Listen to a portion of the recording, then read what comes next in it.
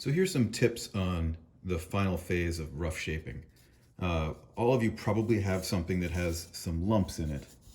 And you can kind of see here, and actually it's maybe easier to see if you add an extra light source. Unfortunately today is a cloudy day, but if it was sunny outside that would work great. What you want is a light source that's pretty direct and coming from a point source. If I turn on a light here, coming from the side, you can probably see as I rotate this around, it helps make those flat spots and defects in the surface a little bit more obvious. So they're kind of popping out a little bit more. So when you see things like that, there's a couple tricks. One, you can use a file, and as long as you're continuing your motion, so you kind of roll and slide sideways. Don't go like this, go like this, diagonally. That'll help knock off any high points and even out the surface so you don't get as strong pronounced a defect. That's pretty effective, but you can't work it in every situation. In most cases though, you're going to want to switch to something like abrasive paper in order to try and take care of some of these interior spots, particularly if there's a valley that you can't get to with a file. So I've included a bunch of different sandpapers. There's a range that I'm going to use here from 120, 220, 320, and 420. Each of these are a different grit, so those numbers refer to how fine the abrasive is. The 120 is the most coarse, and these, typically abrasive papers go down to 40, which is kind of like rubbing gravel against your object. So I didn't give you any of those. And you can go all the way up to 2,000, even higher than that in some specific applications. If you were to go really high with this material in terms of the abrasive paper's grit, you wouldn't really see any results. The 120 is a pretty aggressive cut, kind of similar to the file. And when you sand with this, I don't know if you can see that there, but it's actually leaving scratches in the surface. So the file is actually a higher grit, you might say, than the 120. But this still might be useful at getting into some interior spaces and rubbing them out.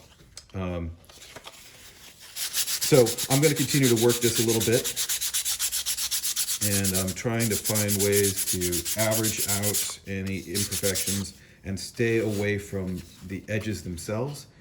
Typically it's easier to work a sharp edge with a hard tool. So in that sense, I'm kind of going to go like this. If I come along with the sandpaper and I start sanding here, I might just round that right out. And you don't want that. You want to try and keep your edge that runs all the way around. Your edge that runs all the way around. You want to try and keep that crisp and visible. So I'm going to keep this one as is so I can use that as a reference. And I'm going to instead surface coat and resin this this block that's still a block on the bottom and curved on top. So when you're working with these abrasives, you start with the coarsest, and then you move up to a finer grit and a finer grit and a finer grit. You can see here, I've just finished sanding with the 220, and it's looking pretty smooth. There still are some minor kind of imperfections to it, but it's ending up being, if I rotate it around in the light, I'm not really seeing any major lumps to it. So moving from the 220, I'm now at the 320 paper. And like I said, probably 320, maybe you can go up as high as 400. And that's about the limit of what this as a material is going to be able to have any kind of real substantial results with. A little bit of a high point there. And I'm always trying to be mindful of what I'm doing at all times, staying away from my edges, or if I'm coming up to my edges, I'm coming up to, but I'm not trying to wrap around the edge at all. And I'm looking for any kind of like scratch marks that I might be able to get rid of, or divots or bumps. Any of those are going to be a problem. It's never going to be easier to fix an issue than when you've got it in this state. Moving forward, we're going to be coating it in resin and priming and painting, and any minor imperfections you can get out now would be wonderful, because it's going to be harder and harder to get them out the further we go in the process. So get this to be as close to perfect as you possibly can, in terms of any little issues to it, and that'll save you a lot of time in the long run. Just a little bit of left here to take care of.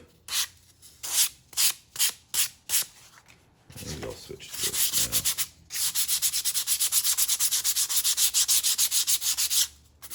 now. It's looking pretty nice now. Now I've got an easier shape than yours because I've got access to it on 5 of its 6 sides to just hold it.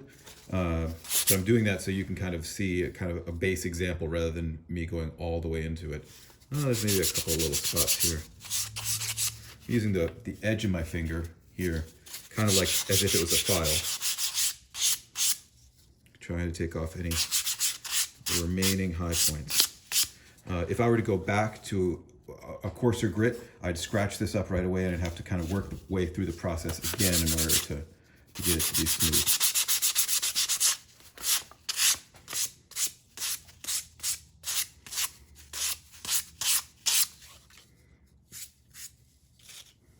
Couple little scratches here.